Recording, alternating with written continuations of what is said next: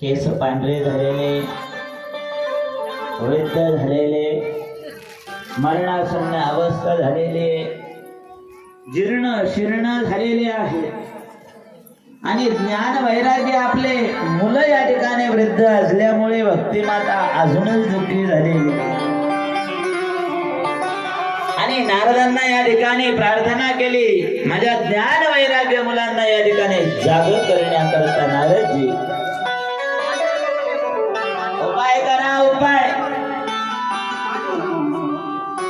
आणि नारदांनी वचन दिलं, मी ज्ञान वैराग्याला जाग करील, तरुण करील. आणि केलेला नारदांनी प्रयत्न सुरू. वेद वेदांत घोषैश्च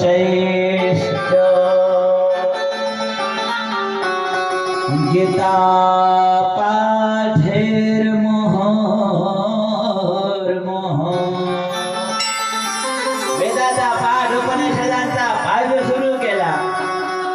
आणि वेदाचा उपनिषदांचा पाठ सुरू करून सुद्धा ज्ञान वैराग्य कधी कधी ओढून बसायचे, पण पारायण बंद झालं का पुन्हा खाली पडायचे, पाठ बंद झाला का पुन्हा खाली पडायचे.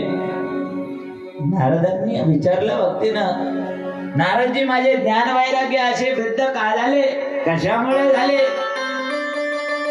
नारदांनी सांगितलं, कलियुगाचा प्रभाव आहे, कलियुगाचा. आणि कलियुगामध्ये ज्ञान वैराग्याचे गिऱ्हाईक कोणी राहिलं नाही. वैराग्य कोणालाच नको वाटत. आपल्यामध्ये या ठिकाणी बघा ना, आदरणीय परमपूज्य वयोवृद्ध तपोवृद्ध वैराग्य मूर्ती आदरणीय श्री स्वामी रघुनाथगिरीजी बाबा बसलेले आहेत. बाबांचं असं वैराग्य आहे, असं वैराग्य. बाबांसारखं वैराग्य कोणाला हवं आहे का? कोणाला वाटतं का आपण वैराग्यवान व्हावं? वाटतं कोणाला इथं बसलेल्यांपैकी? कोणालाच वाटत नाही वैराग्य पाहिजे म्हणून. वैराग्य सुद्धा नको, खरं ज्ञान सुद्धा नको. गोस्वामी तुलसीदासांनी सांगितलं रामायणामध्ये, खरं ज्ञानाची अजिबात गरज वाटत नाही. ते ब्रह्मज्ञान, ते तत्वज्ञान कोणालाच नको. फक्त शिकवायचं मुलांना. किती शिकवायचं? रोज 4 रुपये कमवून घरात आणेल एवढं शिकवायचं. बाकीचं काही घेणं देणं नाही. उदर भरण सोयी धर्म शिकावा. फक्त पोट भरण्याकरता शिकवलं जातं. ते ज्ञान, ते तत्वज्ञान, ते ब्रह्मज्ञान, वेदांताचं ज्ञान, उपनिषदांचं ज्ञान, वेदाचं ज्ञान कोणालाच नकोय. आज कलियुगामध्ये कोणालाच ज्ञान नकोय. फक्त वरचं पोट भरायपुरतं ज्ञान आता पाहिजे. आणि त्यामुळं या कलियुगामध्ये ज्ञान आणि वैराग्याचे गिऱ्हाईक कमी झाले. आणि नियम आहे, ज्या वस्तूचे गिऱ्हाईक कमी होतात त्याला फुकट सुद्धा कोणी घेत नाही.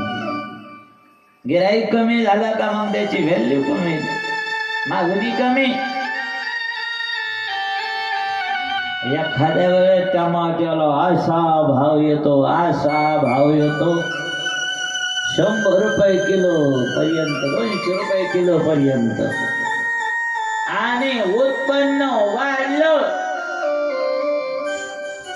का मग असा भाव खाली येतो, असा भाव खाली येतो. मग ट्रॅक्टर रोडच्या कडाला ओतून द्यावे लागतात. का? गिऱ्हाईकच नाही ना, मागणीच नाही ना, घेणारच कोणी नाही ना. तसं या कलियुगाच्या प्रभावानं ज्ञान आणि वैराग्याचे गिऱ्हाईक कमी झालेले. आणि ज्ञान वैराग्याचे गिऱ्हाईक कलियुगाच्या प्रभावाने या ठिकाणी कमी झालेले. म्हणून नारदांनी या ठिकाणी सांगितलं, या ज्ञान वैराग्याला मी जाग करतो, मी तरुण करतो. वेदाचा उपनिषदाचा पाठ सुरू केला, पण उठून बसायचे कधी मध्ये, पण पुन्हा मूर्छित व्हायचे. नारदजी दुःखी झाले. काय करावं काय करावं विचार करू लागले. कडकड कडकड आकाशवाणी झाली. नारदा, ज्ञान वैराग्याला जाग करायचं असेल तर सत्कर्म करा.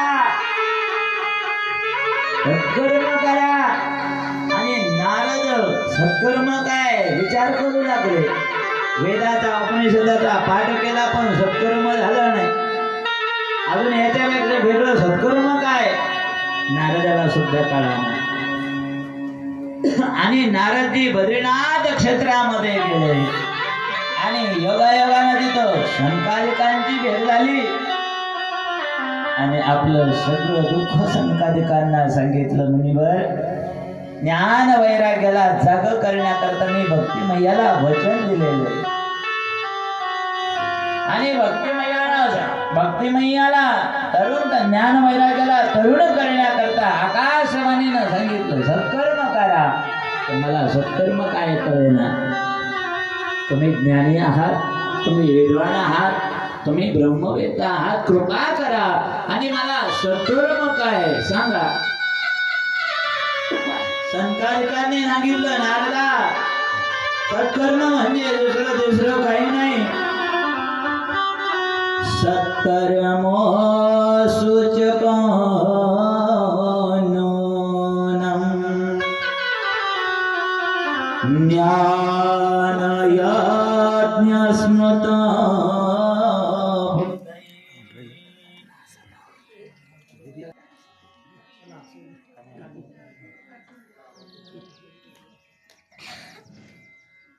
भगवान की जय. जय जय श्री राधेश्वर.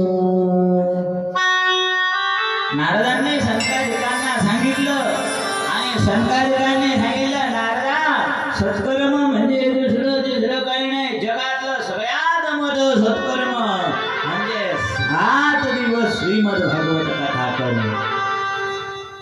7 दिवस भागवत कथेचं आयोजन नियोजन करणं जगातलं सगळ्यात मोठं सत्कर्म आहे. ज्ञान वैराग्य श्रीमद भागवतामुळे अवश्य जागे होणार, अवश्य तरुण होणार. नारदा, काळजी करू नका, चिंता करू नका. आपण सुद्धा या ठिकाणी भागवत कथा ऐकत आहोत. ही भागवत कथा जगातलं सगळ्यात मोठं सत्कर्म आहे. यज्ञ यागादीपेक्षाही मोठं, होम हवनापेक्षाही मोठं. बाकीच्या जगातले सगळे क्रियाकर्म करा, उपाय करा, पण याच्या खालचे सगळे उपाय 7 दिवस भागवत कथा करणं जगातलं सगळ्यात मोठं सत्कर्म आहे. आणि हे सत्कर्म आजपासून सुरू झालेलं आहे आपल्या साईबाबांच्या चरणाजवळ. आणि नारदांनी या ठिकाणी सांगितलं, मुनिवर, आता सत्कर्म म्हणजे भागवत कथा तुम्हीच करा ना. संकालिक म्हणले त्यांना ज्ञान वैराग्याला घेऊन या बद्रीनाथला. नारदजी म्हणले ते एवढे दुखी येऊ शकत नाही एवढे वर, मग तुम्ही खाली खाली चला. संकालिक म्हणले आम्ही एवढं खाली येणार नाही, पण कथा करायची पण कुठं? दोन्हीच्या मध्ये वृंदावन आणि बद्रीनाथच्या मधोमध हरिद्वार नावाचं तीर्थक्षेत्र आहे. गंगाद्वार समीपे तु तथा आनंद नावाच्या घाटावर हरिद्वार मध्ये कल्करणाद्री गंगा मैयाच्या तटावर आणि संकालिकाचं आगमन झालं. मोठाले वाढलेले वडाचे झाडे, पाडलेला पारे, त्याच्यावर कथाकार बसले. समोर चटाया टाकायची गरज नाही, कारण गंगेची वाळवी रांगोळी झाली बारीक वाळवी. सावली करता मंडपाची सुद्धा गरज नाही. वडाच्या दाट झाया, अनेक झाडे, दाट सावली पसरलेली. तिथं कूलर लावायची सुद्धा गरज नाही. बर्फाचे डोंगर आजूबाजूला आणि त्याच्यावरून येणारी हवा, शीतल हवा, थंड हवा, गंगामैयावरून वाहणारी अतिशय थंडगार हवा या ठिकाणी प्रवाहित झालेली. आणि नारदांनी 3 आसनं टाकले. एक ज्ञानाकरता, एक वैराग्य करता, एक भक्तिमय्या करता 3 आसनं टाकले.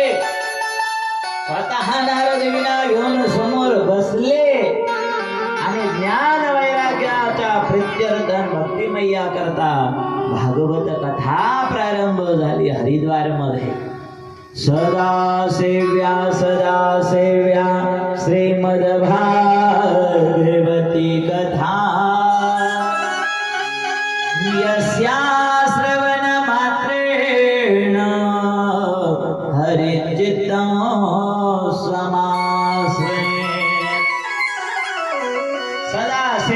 सदा सेव्या श्रीमद भागवती कथा. सदा सेव्या कायम या ठिकाणी भागवत कथा श्रवण करावी.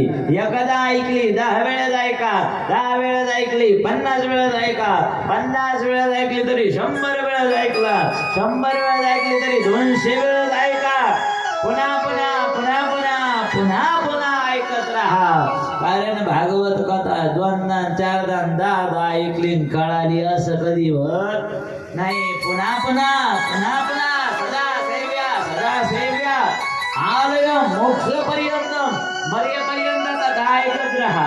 मोक्ष जोपर्यंत मिळत नाही तोपर्यंत ऐकत राहा. आणि मोक्ष जरी मिळाला तरी सुद्धा या ठिकाणी कथा ऐकत राहा. आणि ज्ञान वैराग्यांना या ठिकाणी या कथेचं पुण्य वृंदावनात प्राप्त झालं ना. आणि हळूहळू यांचं म्हातारपण, जीर्णता, क्षीणता, मालिन्यता, औदासीन्यता सगळं कमी होत गेलं. उठले ना ज्ञान वैराग्य. भक्तिमय्याना ज्ञान वैराग्याला या ठिकाणी घेतलं आणि हरिद्वार क्षेत्रामध्ये भक्तिमय्या प्रगट झाली. बोले गोपाल कृष्ण भगवान की. आणि हरिद्वार क्षेत्रामध्ये भगवान कृष्ण परमात्म्याचं आगमन या ठिकाणी होत आहे. भगवंत ज्ञान वैराग्याला भक्तीला या ठिकाणी दर्शन देण्याकरता येत आहे. एकदा ज्ञान भक्ती वैराग्य करता जोरदार टाळ्या वाजवा. त्या वाटत छोटे बोलो गोपाल कृष्ण भगवान की. भगवंताचं आगमन झालं आणि हरिद्वारच्या पावन भूमीमध्ये ज्ञान वैराग्याला दर्शन देण्याकरता आपल्या धनगरगावकर मंडळीलाही दर्शन देण्याकरता साक्षात भगवान श्रीकृष्ण परमात्म्यांचं आगमन या ठिकाणी झालेलं आहे.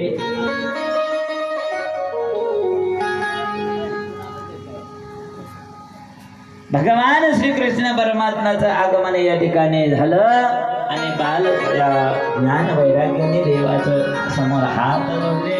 भक्तिमय्याला आनंद झाला.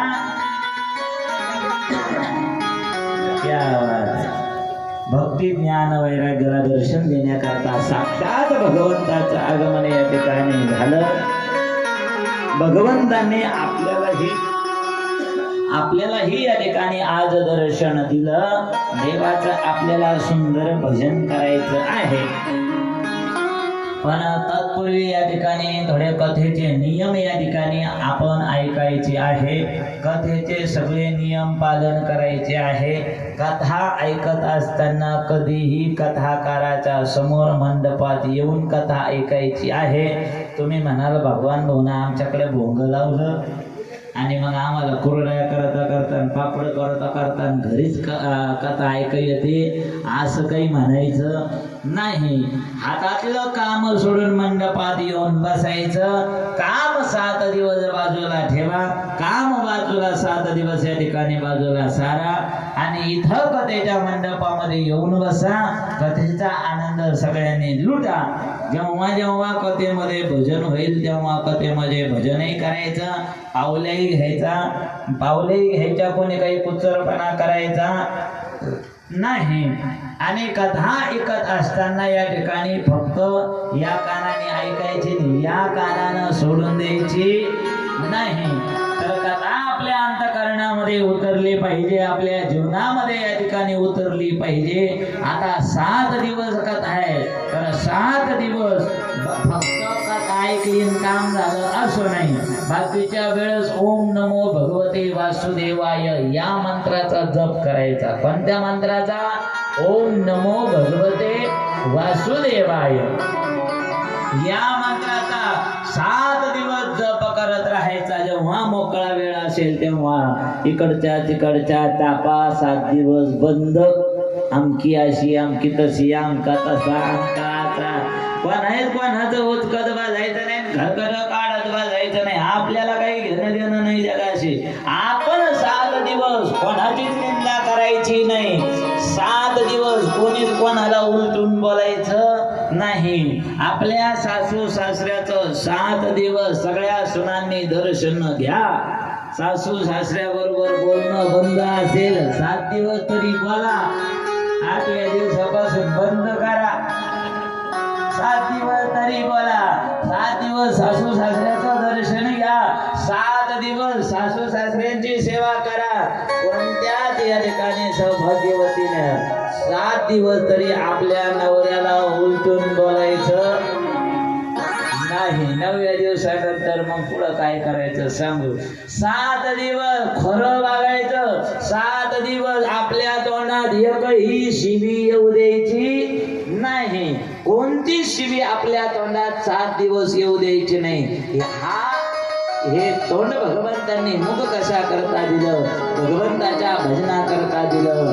आणि चला भगवंताचं आगमन झालंय, उठून उभे राहा. कन्हैयाचं 2-5 मिनिटं अतिशय सुंदर भजन करू आणि आजचा पहिला दिवस साईबाबांच्या चरणी या ठिकाणी समर्पित करूया. उद्या 1 वाजता कथा सुरू होईल आणि बरोबर 4 वाजता कृष्ण गोविंद हरे मुरारे हे नाथ नारायण वासुदेव. श्री कृष्ण गोविंद हरे मुरारे हे नाथ नारायण वासुदेव. श्री कृष्ण गोविंद हरे मुरारे हे नाथ नारायण वासुदेव. श्री कृष्ण गोविंद हरे मुरारे हे नाथ नारायण वासुदेव. श्री कृष्ण गोविंद हरे मुरारे हे नाथ नारायण वासुदेव. श्री कृष्ण गोविंद हरे मुरारे हे नाथ नारायण वासुदेव. श्री कृष्ण गोविंद हरे मुरारे हे नाथ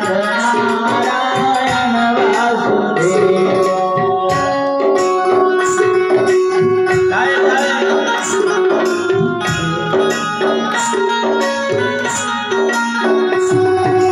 हे नाथ नारायण वासुदेव.